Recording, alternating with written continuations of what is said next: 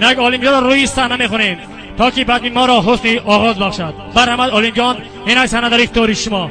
آلیم جان آوازی تو را شنیده دل زنده شود، آوازی تو را شنیده دل زنده شود، آثاری غم دل پراکنده شود.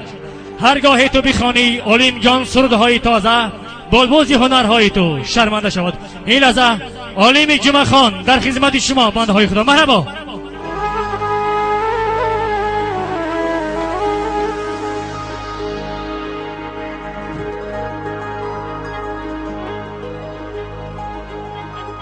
ای دوست بیا که سر تراشان داره، میراسی نکو زیر اسمی پیران داره.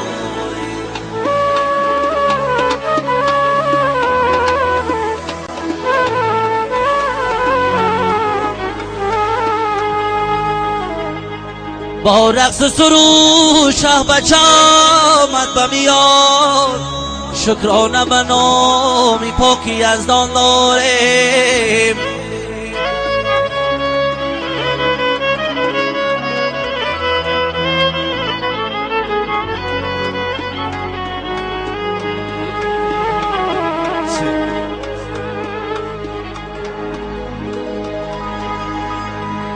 ای دوست بیا که سر تراشان داره، میراسی نکو زیر اسمی پیران داره.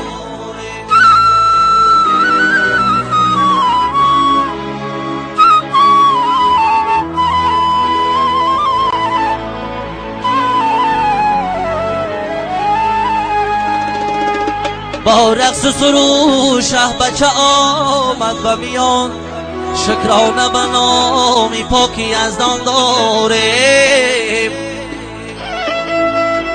مبارک شه شه بچه، شکرانه به نامی پاکی از دان داره. یاره مرحمت همه شما رو با بزمی سرتراشون.